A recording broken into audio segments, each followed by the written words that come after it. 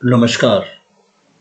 आज हम बात करेंगे कि इज़राइल और फ़िलिस्तीन का जो युद्ध हो रहा है, आज उसका 7वां दिन है और कौन देश किस पक्ष की तरफ खड़ा है।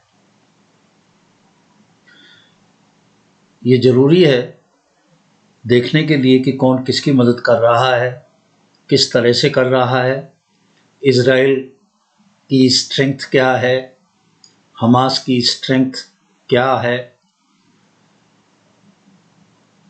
अगर हम देखें तो कुल मिलाकर 84-85 देश इज़राइल की हिमायत में खड़े हैं, जिन्होंने खुले तौर पर ऐलान किया है कि वो इज़राइल की हर संभव सहायता करेंगे। दूसरी तरफ यदि हम हमास को देखें तो पाएंगे कि हमास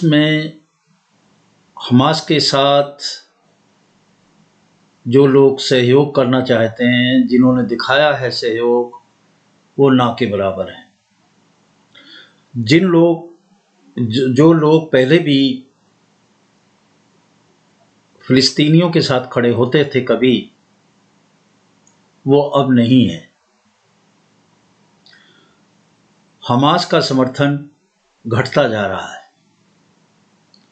और जो मुख्य मुस्लिम देश हैं, उन्होंने भी किनारा कर लिया है।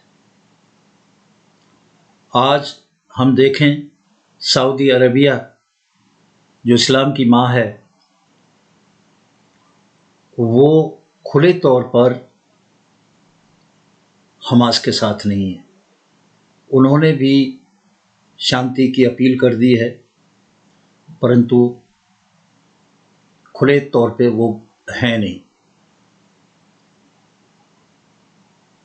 तुर्किया भी उनके साथ नहीं है, जॉर्डन भी उनके साथ नहीं है, और देखें हम कुल मिला के तो जो ओआईसी है, ओआईसी ने अभी तक कोई भी स्टेटमेंट देकर फ़िलिस्तीन का समर्थन नहीं किया है। ये बड़ी अजीब सी बात है, और भी किसी संगठन ने नहीं किया है।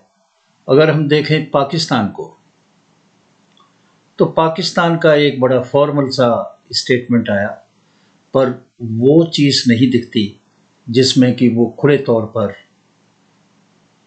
हमास का समर्थन कर रहा हो। हाँ, कुछ लोग हैं जो कुछ कंट्रीज़ में थोड़ा बहुत शोर शराबा कर रहे हैं अपने तौर पे, पर सरकारें अपना किनारा कर रही हैं। ईरान जो इज़राइल का जानी दुश्मन है, वो भी अभी इतना खुल के सामने नहीं आया है। हालांकि अगर हम देखें तो ईरान ने हमास की काफ़ी मदद की है। ये जो हथियार हैं, ये ईरान ने दिए। जो फैक्ट्री गाज़ा पट्टी में लगवाई रॉकेट्स की, वो ईरान ने लगवाई। पर इसके अलावा अगर हम देखें तो लेबनान में जो हिज़्बुल्लाह है, वो खुले तौर पे हमास के साथ है। सीरिया भी अब खुले रूप से आ रहा है हमास के साथ, और अभी जो ताज़ा घटना आई है उसमें इज़राइल और सीरिया के बीच में बमबारी हुई है। इज़राइल ने सीरिया के 2 एयरपोर्ट को ध्वस्त कर दिया है। अब हम अपने पड़ोसी राज्य अगर पाकिस्तान की थोड़ी विस्तार से बात करें तो घटना 1970 की है, जब जॉर्डन में जो फ़िलिस्तीनी रहते थे उन लोगों ने जॉर्डन का जो राजा था हुसैन, उसके खिलाफ काफ़ी कुछ किया और उनको रोकने के लिए जॉर्डन ने पाकिस्तान से सहायता मांगी। जियाउल हक उस वक्त ब्रिगेडियर थे। वो जॉर्डन में पाकिस्तानी कंटिंजेंट का लीडरशिप कर रहे थे और बताते हैं कि काफ़ी फ़िलिस्तीनियों को उसमें मारा गया और बाद में एक चुटकी लेते हुए इज़राइल के प्रधानमंत्री ने कहा कि इतनी लड़ाई में तो हमने भी फ़िलिस्तीनी नहीं मारे जितने जॉर्डन में जियाउल हक ने मार दिए, और ये काफ़ी विवाद का विषय भी रहा। तो पाकिस्तान अगर करना भी चाहे सहायता, तो वो कितनी सहायता करेगा? उसके अपने हालात अच्छे नहीं हैं, वो किसी भी तरह की सहायता करने में सक्षम नहीं है। अब हम देखें अगर मोटे तौर पे कि जो हथियार हमास को आए वो कहाँ से आए, तो इसकी मुख्य 3 सोर्स बताई जाती हैं। एक ईरान, दूसरा अफ़गानिस्तान में जो हथियार छोड़कर अमेरिकन भाग गए थे, उन हथियारों को अब अफ़गानिस्तान बेच रहा है क्योंकि अफ़गानिस्तान के पास में अपना गुजारा करने के लिए, खाने पीने के लिए साधन नहीं है। ये सीधी सी बात है। अगर किसी एक आदमी के पास बंदूक हो और उसको खाने के लाले पड़ जाए, खाने को कुछ ना हो, तो वो बंदूक को रखेगा नहीं, बंदूक को बेच देगा। यह हालत अफ़गानिस्तान की है। तीसरी जो सोर्स है वो है चाइना। जो रॉकेट्स के बम्स के खोल मिले हैं, उनमें हम देखें तो चाइनीज़ मार्किंग मिलती है, क्योंकि ये सर्वविदित है कि चाइना और रशिया दोनों मिलकर ईरान की मदद करते हैं। तो अगर वो खुल के आएंगे कि नहीं आएंगे?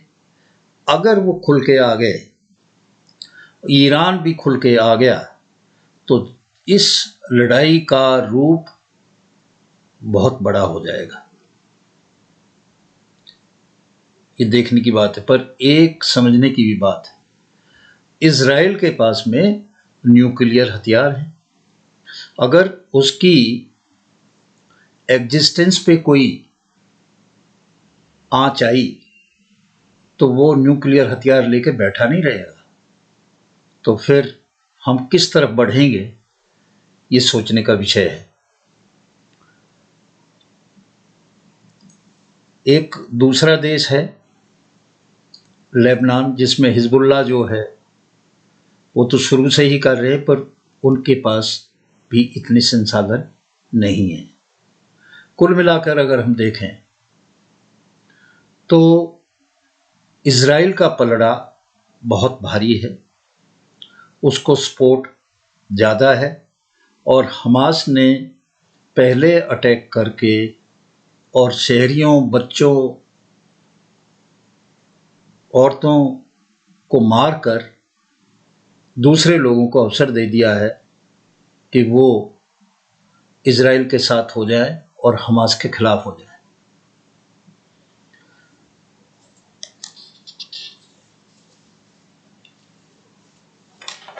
सवाल उठा कि अभी हम जब तक लड़ाई बंद नहीं करेंगे, जब तक कि गाज़ा पट्टी से सारे फ़िलिस्तीनियों को का सफाया ना कर दें, यह असंभव सी बात है।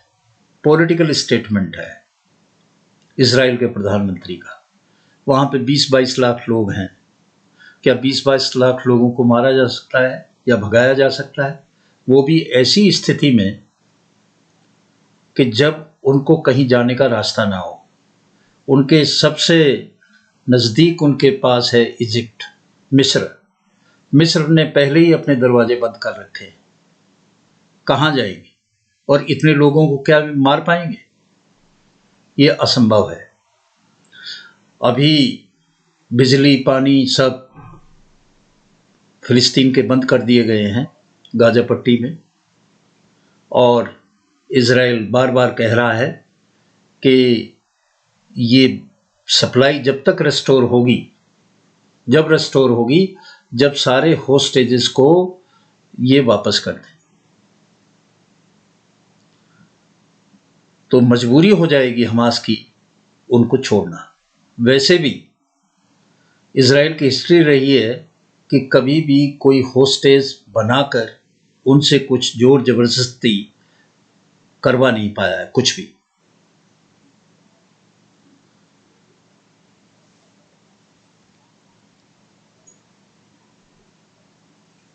देखें इसका क्या होता है। इसके 3 मुख्य सवाल हैं जो खड़े हैं कि ये लड़ाई कितनी देर चलेगी। मुझे नहीं लगता कि ये ज़्यादा चलेगी। जिस तरह से यूक्रेन और रशिया की लड़ाई चल रही है, ये इतनी तो बिल्कुल नहीं चलेगी। दूसरी, क्योंकि ऑलरेडी हमास पीस की बातें करने लगा है। दूसरी जो बात है वो ये कि आइंदा के लिए इनके क्या संबंध होंगे। अगर हम देखें तो 1992 के एग्रीमेंट जो हुआ था यासर अराफात के साथ, उस एग्रीमेंट के मुताबिक गाजा पट्टी एक इंडिपेंडेंट कंट्री है। उसकी सब जगह अपनी एम्बेसी हैं। भारत में भी उसकी एम्बेसी है। इस सब को करने की क्या आवश्यकता पड़ी थी, जब उन्हें पता था कि अगर आप ये अटैक करोगे तो वो ज़बरदस्त जवाब देंगे और उसमें नुकसान हमास का होगा। परंतु सवाल एक ही है कि हमास की फंडिंग होती है जब वो इजराइल से लड़ता है, तो ये फंडिंग कम हो रही थी। और उस स्थिति में जब सऊदी अरबिया, अमेरिका, इजराइल समझौते पे उतारू थे, तो उसको ये करना ज़रूरी था। अब इसके 80% से ज़्यादा अनएम्प्लॉयड लोग हैं गाजा पट्टी में, तो उनके लिए ज़रूरी है गाजा पट्टी और वेस्ट बैंक में भी फिलिस्तीनी हैं, उनका अलग से है। फतेह पॉलिटिकल पार्टी का वहाँ पे राज है। उन्होंने तो इस तरह का पंगा नहीं लिया, इन्होंने क्यों लिया, ये सोचने की बात है। आज इतना ही अभी के लिए। नमस्कार।